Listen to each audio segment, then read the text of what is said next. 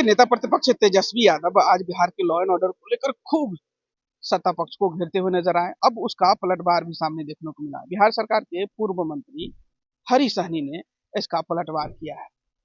उन्होंने मजाकिया अंदाज में कहा कि भाई बहुत दिन के बाद नेता प्रतिपक्ष विदेश के दौरे पर आए हैं, अब ऐसे में कुछ तो बोलना है, अगर कुछ नहीं बोलेंगे तो लोग हंसेंगे।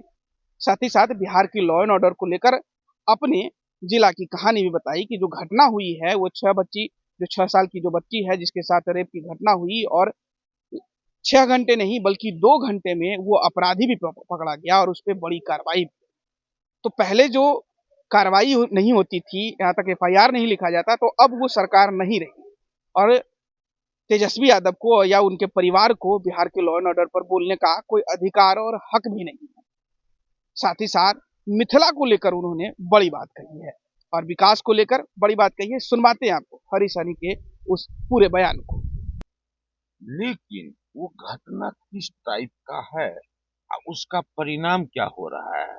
मेरे ही जिले में वहाँ 6 साल के बच्ची के साथ रेप होता है और फिर उसका हत्या होता है। लेकिन 6 साल के बच्ची के रेप के बाद 6 घंटा नहीं 2 घंटा में वो जो है वो अपराधी पुलिस के हत्थे चढ़ता है। और फिर आप जहाँ देखेंगे तो आपको लगेगा कि पहले जिस तरह से घटना घटती थी तो केस दर्ज कराने के लिए पैरवी होता था। अब केस दर्ज कराने के लिए पैरवी नहीं होता है। अब वो मुजरिम पकड़ा जाएगा ये अब लोगों को भरोसा जग चुका है।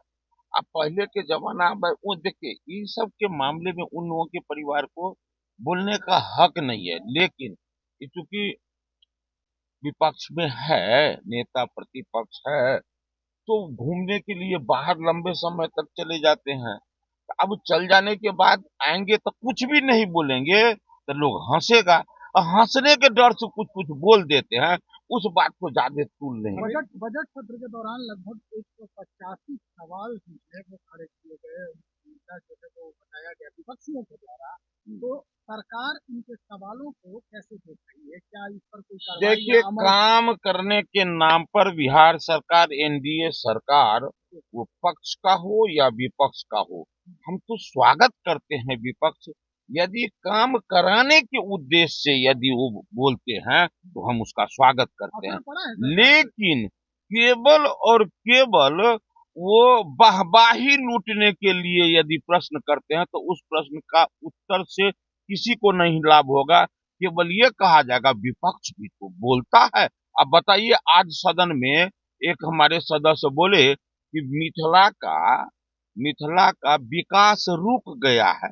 अब बताइए साहब, अंग्रेज के जमाने में जो पुल टूटा कोसी पुल पर, अब वो आवागमन कैसे ठप हुआ, तो वो तो हमारे वाजपेयी जी आए तब जाके वो पुल बनाए। इससे पहले किसी कांग्रेसी को मन में सोते में भी विचार नहीं आया था। आया था क्या?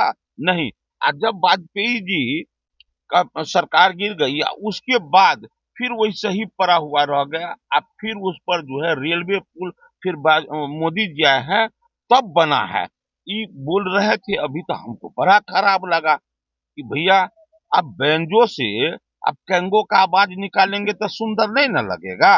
अब बताइए, आप विकास का बात कह के रुकने की बात, अब बताइए भैया, मखाना के बारे में सब जानता है। मैंने कहा मखाना कहाँ? जहाँ जगत जननी माँ जानकी का जन्म स्थली जहाँ, मखाना वहाँ। और उस जगह पर इन लोगों के समय में किसी को ध्यान में नहीं आया कि मखाना क्या है। माँ जानकी का दिया हुआ ये फल है, ये किसी को नहीं ध्यान आया। वाजपेयी जी को आया और वहां वो खोल दिए क्या, मखाना अनुसंधान केंद्र। लेकिन जब ये कांग्रेस की सरकार बनी उस मखाना अनुसंधान केंद्र का मान्यता समाप्त कर दिया। फिर लेकिन जनता की सरकार आई, मोदी जी की सरकार आई, तब जाकर वो केवल मखाना अनुसंधान केंद्र नहीं, तब उस केंद्र को मखाना, मछली, सिंघारा, जलीय पौधा सबका अनुसंधान केंद्र खोला। उतना ही नहीं, मिथिला मखाना के नाम से GI टैग मिला। अभी देख रहे हैं मेरे आवेदन पर लिखा गया वहां एपीडा कार्यालय से। बिहार सरकार के मंत्री हरीश सहनी के आवेदन के आलोक में बिहार में एपीडा कार्यालय खोलने का निर्णय लिया गया, वो भी खुला। आज मखाना का विकास ऐसा हो रहा है कि बाहर में लोग को नहीं पता चल, लेकिन जो लोग इस दुनिया में है उसको पता चल रहा है। आज आसमान चढ़ा, ये तो मिथिला का सम्मान है।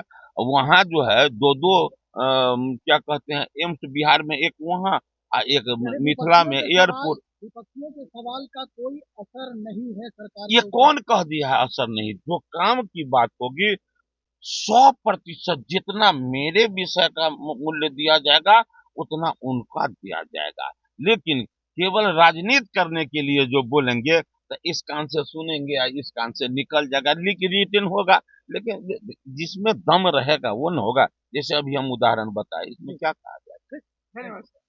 तो आपने हरीश सहनी के पूरे बयानों को सुना। उन्होंने मजाकिया अंदाज में जिस तरीके से तेजस्वी यादव को लेकर उन्होंने कहा कि नेता प्रतिपक्ष तेजस्वी यादव पहले तो बहुत दिन तक बाहर रहते हैं, विदेश दौरे पर रहते हैं, उसके बाद जब आते हैं तो कुछ तो बोलना है, प्रतिपक्ष में है, वैसे में नहीं बोलेंगे तो मजाक उनका उड़ेगा, हंसेंगे लोग, तो वो बोल रहे हैं। लेकिन लॉ एंड ऑर्डर की बात अगर करें तो लॉ एंड ऑर्डर पूरे तरीके से बिहार में कायम है। साथ ही साथ सदन के अंदर के हिस्सों की भी चर्चा उन्होंने की कि किस तरीके से मिथिला के विकास को लेकर सदन के जो सदस्य हैं वो चर्चा करते हैं, लेकिन मिथिला का विकास कब किस तरीके से बाधित रहा कांग्रेस के समय से और कब किस समय विकास सही मायने में हुआ, तो वो सीधे तौर पर मोदी और अटल जी के सरकार में देखने को मिला। और अभी जनता की सरकार है और ऐसे में विकास मिथिला में भी हो रही है और पूरे बिहार में हो रही है। अब देखना ये दिलचस्प होगा कि जिस तरीके से हरीश सहनी ने नेता प्रतिपक्ष तेजस्वी यादव को लेकर बयान दिया है, आने वाले दिनों में विपक्ष की तरफ से क्या कुछ आता है। बने रहेगा इसी तमाम खबरों के साथ, देखते रहे प्लेनेट पहाड़। फिलहाल के लिए बहुत बहुत शुक्रिया, धन्यवाद।